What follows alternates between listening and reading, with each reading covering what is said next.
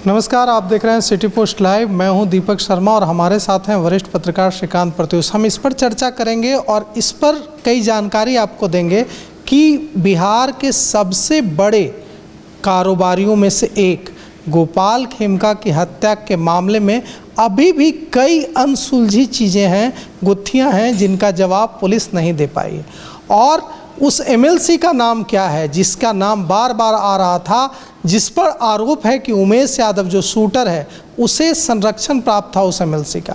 तो इन सवालों के जवाब हम जानते हैं वरिष्ठ पत्रकार श्रीकांत प्रत्युष। दीपक, काफ़ी तेज़ गति से जांच चल रही है और पुलिस ने केस डायरी कोर्ट में सौंप दी है और आज उम्मीद है कि कोर्ट में जो 2 अभियुक्त पकड़े गए हैं उनको रिमांड पर लेने की मांग पुलिस ने की है। तो रिमांड पर जो मांग की जाती है तो कोर्ट में बहस होती है।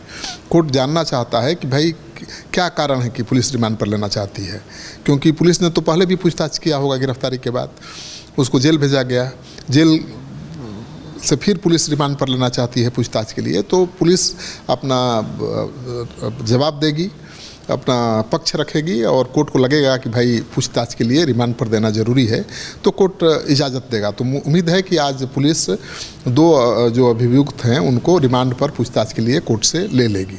तो आज का दिन बहुत अहम है, पहली सुनवाई होगी। केस डायरी तो बहुत अहम होता है, किसी भी अपराध की वारदात का जो केस डायरी होता है उसी पर सारा केस टिका होता है। अगर केस डायरी मजबूत है तो अभियुक्तों का बचना बड़ा मुश्किल होता है। केस डायरी कमज़ोर हो गई तो अभियुक्त आसानी से बाहर निकल जाते हैं, क्योंकि केस डायरी को कोई नहीं बदल सकता। तो जो आईओ है जिसने केस डायरी लिखी है उसी पर जांच आगे बढ़ेगी। तो केस डायरी सौंप दी गई है कोर्ट में। तो अब जिस तरह से कहा जा रहा है कि उनके एक रिश्तेदार को भी, जो अशोक साव है उसके एक रिश्तेदार को भी पुलिस ने उठाया है और पुलिस लगातार इस मामले में और सस्पेक्ट्स को उठा रही है, पूछताछ कर रही है। रिश्तेदार पर तो कई गंभीर आरोप लगे। देखिए, अशोक साव अभी जेल में बंद है, ये जान लीजिए। बेऊर जेल में रेड पुलिस ने किया था क्योंकि वहाँ पर अशोक साव बंद है और बेऊर जेल से तार जुड़े थे। अब बेऊर जेल में जो बंद अपराधी है वो मोबाइल फ़ोन के ज़रिए अपना गैंग ऑपरेट कर रहा है। मोबाइल के ज़रिए ही उसने शूटर को दिया हुआ सुपारी। तो जेल में पुलिस ने रेड किया, उसके बाद उसके घर पर रेड किया। उसके घर पर ज़मीन के कागजात बहुत मिले हैं, पासपोर्ट मिला है और भी आपत्तिजनक दस्तावेज मिले हैं जिसको पुलिस खंगाल रही है, क्योंकि पुलिस अभी तक ये स्पष्ट नहीं कर पाई है कि हत्या की वजह क्या है। पुलिस ने कहा कि ठीक है, ज़मीन के कागजात मिले हैं, ज़मीन के कारोबार से अशोक साव जुड़ा रहा है और फ़ोन पर जो बातचीत हुई है उसका एक ऑडियो सुनाया एडीजी हेडक्वार्टर ने। तो पुलिस अनुमान लगा रही है कि ज़मीन विवाद हत्या की वजह हो सकता है, लेकिन प्रमाण के साथ अभी तक पुलिस नहीं बता पाई है कि हत्या की वजह क्या है। तो पुलिस की जो जांच डायरी है उसमें ये बात का चर्चा है कि भाई जो दस्तावेज बरामद हुए हैं अशोक साव के घर से उसकी पड़ताल हो रही है। जो मोबाइल फ़ोन का CDR है उसको खंगाला जा रहा है। कहाँ कहाँ कब कब किससे बातचीत हुई है, हत्या के पहले का रिकॉर्ड खंगाला जा रहा है कि उसके पहले कहीं कोई वित्तीय आर्थिक लेन देन तो नहीं हुआ है इन लोगों के बीच, और किस तरह की बातें हुई हैं।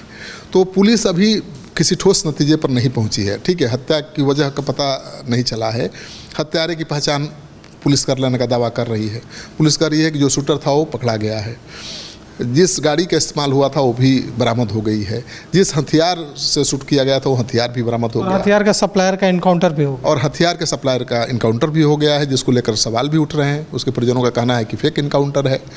और आपको याद होगा कि पहली बार जब 3 लोग पकड़े गए थे तो पुलिस की तरफ से प्रेस विज्ञप्ति जारी की गई थी और 3 लोगों की गिरफ्तारी की बात कही गई थी, लेकिन 2 ही लोग अब गिरफ्तार दिखाए जा रहे हैं। एक मरा हुआ दिखाया जा रहा है कि इनकाउंटर में मारा गया। तो उसके परिवार वाले सवाल उठा रहे हैं। उनका आरोप है कि पुलिस ने उठा लिया और पकड़ के मार दिया। तो अभी तो जांच का विषय है कि क्या सच्चाई है, लेकिन विकास उर्फ राजा बिल्कुल। तो और पुलिस डायरी से पता चलता है कि शूटर केवल अकेले नहीं था, जैसे दिख रहा है ना वीडियो में कि अकेले आया, जा कर के गाड़ी रोका, जैसे गोपाल खेमका ने वहीं जाकर गोली मार दिया। तो अकेले नहीं था, उसको बैकअप देने के लिए 2 शूटर और खड़े थे आसपास। तो 2 शूटर कौन है उसकी भी पड़ताल चल रही है। और हत्याकांड की साजिश, प्लानिंग, इसके पीछे की मंशा जानने के लिए जांच पुलिस कर रही है। 3 संदिग्धों के नाम की जो मोबाइल बरामद हुए हैं उसका कॉल डिटेल्स की पड़ताल हो रही है, उनके CDR को खंगाला जा रहा है। कोई बड़ा मॉड्यूल तो नहीं है इस हत्याकांड के पीछे, इस एंगल से भी पुलिस जांच कर रही है, क्योंकि बड़ा मॉड्यूल भी हो सकता है। और अशोक साव के घर जो कागजात मिले हैं वो बड़ी कहानी कहते हैं, और जो उसके फ़ोन से उसका जो ऑडियो रिकॉर्डिंग मिला है वो भी इशारा कर रहा है कि ज़मीन विवाद हो सकता है, क्योंकि 2 करोड़ रुपए के लेन देन की बात हो रही है फ़ोन पर, और अशोक साव गाली भी दे रहा है गोपाल खेमका को। तो पुलिस तो प्रथम दृष्टया यही मानकर चल रही है कि ज़मीन विवाद में ये हुई है, लेकिन ये हो सकता है कि व्यापारिक रंजिश के कारण भी हत्या हुई हो। वो भी व्यापारी है अशोक साव, भले अपराधी चरित्र का है, कई बार जेल जा चुका है। तो पुलिस हर एंगल से जांच कर रही है और ये पता करने की कोशिश कर रही है कि हत्यारों का नेटवर्क क्या है और उनकी पहचान क्या है। घटना के पूर्व की जो गतिविधियां उनकी थी, आर्थिक गतिविधि, बातचीत, सबको खंगाला जा रहा है और उनके बीच हुए लेन देन की गहन छानबीन की जा रही है।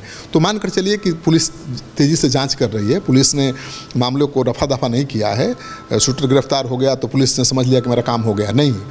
पुलिस अब हत्या के कारणों की पड़ताल गंभीरता से कर रही है।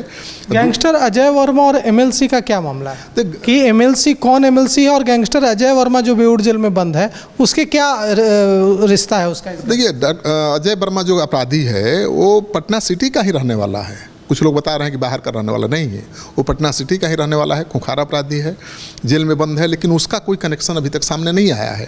चूँकि अपराधी है और उसी इलाके का है, मतलब पटना का ही है, तो पटना में कोई भी बड़ी हत्या होगी तो पटना से जुड़े जो अपराधी हैं उनकी पड़ताल पुलिस करती है। पहले शक की सुई उन्हीं पर जाती है। तो पुलिस हर एंगल से जांच कर रही है। तो अजय वर्मा से भी पूछताछ हुई, पुलिस ने खुद नहीं खुलासा किया कि अजय वर्मा की संलिप्तता है या नहीं है। वहीं पर साव भी बंद है, अशोक साव, तो उससे पूछताछ हुई है। और पुलिस अभी तक नहीं बता रही है कि आखिर वो MLC कौन है, किस पार्टी का है जिसका संरक्षण शूटर को प्राप्त था। तो लोग तो बेचैन हैं, बेताब हैं जानने के लिए, क्योंकि अगर वो RJD का हुआ, विपक्ष का अगर MLC हुआ, तब तो सरकारी पक्ष चढ़ बैठेगा कि भाई आप ही हत्या करा रहे हैं। आप देख ही रहे हैं कि BJP के नेताओं के कैसे कैसे बयान आ रहे हैं कि हत्याएं RJD वाले करवा रहे हैं, अपराध RJD वाले करा रहे हैं। तो केवल आरोप लगाने से होगा नहीं, आपकी सरकार है, आपकी जिम्मेवारी है अपराधियों पर लगाम लगाना, अपराध को रोकना, थामना। केवल आरोप लगा के आप नहीं बच सकते जिम्मेवारी से। लेकिन अगर प्रमाणित हो गया कि इस हत्या के पीछे विपक्ष के किसी MLC का हाथ है या उसका संरक्षण उस शूटर को है जिसने हत्या की है, तो मामला तो तुरंत पकड़ेगा। और अब सत्ताधारी दल कहेगा कि देखिए ये आएंगे सत्ता में तो क्या करेंगे, ये तो शूटरों की मदद लेते हैं, हत्या कराते हैं, तो कई तरह की बातें उठेंगी। तो पुलिस ने अभी खुलासा नहीं किया, पुलिस कर भी नहीं सकती इतना जल्दी में, क्योंकि किसी MLC का नाम लेने के पहले आपको पूरा पुख्ता प्रमाण देना पड़ेगा, नहीं तो उल्टा पड़ जाएगा दांव। तो मुझे लगता है कि पुलिस फूंक कर कदम रख रही है, MLC के रिलेशन को इस्टेब्लिश करने की कोशिश कर रही है। जैसे ही इस्टेब्लिश रिलेशन हो जाएगा उसके साक्ष्य मिल जाएंगे, क्योंकि MLC से उस अपराधी का, उस शूटर की बात हुई है, क्या बात हुई है, कितनी बार फ़ोन कॉल हुआ है दोनों के बीच, ये सब जांचा जा रहा है। तो मुझे लगता है कि जांच जैसे ही पूरी होगी पुलिस उस MLC का नाम जरूर खुलासा करेगी। तो पुलिस MLC के तार किस तरह से जुड़े हुए हैं इस पूरे गोपाल खेमका हत्याकांड से, यह पता लगाने की कोशिश कर रही है। पुलिस गैंगस्टर अजय वर्मा जो बेऊर जेल में बंद है उसकी क्या भूमिका है, उसकी कोई भूमिका है या नहीं, यह पता लगाने की कोशिश कर रही है। जैसा कि गैंगस्टर अजय वर्मा के बारे में हम आपको पहले भी बता चुके हैं कि इसके 50 से अधिक शार्प शूटर हैं और यह इसके ताल्लुकात भी बड़े हैं, यह एक बड़े परिवार से आता है। तो अजय वर्मा जो कि एक बड़े अधिकारी का भाई भी है, एक IFOS अधिकारी का भाई है और एक बड़े परिवार से आता है, उसके ताल्लुकात भी बड़े हैं, उसकी कोई भूमिका है कि नहीं, यह भी पुलिस खंगालने में जुटी हुई है। तो हम इस पूरे मामले पर, पूरी तहकीकात पर नज़र रखे हुए हैं। इसमें जो भी अपडेट होगा वो सबसे पहले आप तक लेकर आएंगे। तो फिलहाल इस खबर में इतना ही। आगे की खबरों के लिए देखते रहिए सिटी पोस्ट लाइव। शुक्रिया।